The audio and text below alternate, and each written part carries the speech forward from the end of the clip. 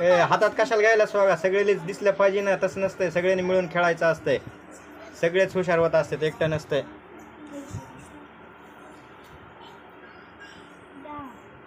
झालं का? आरव सांग किती?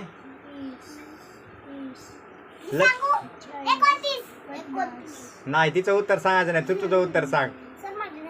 मग लक्ष द्यायचं. ह्याच्यामुळे काय असतं, आपण जर लक्ष दिलं तर बुद्धी वाढत असते. आपण लगेच विसरतो माहिती का. मग किती आकडा आहे ना ते लक्ष ठेवायचं आपण.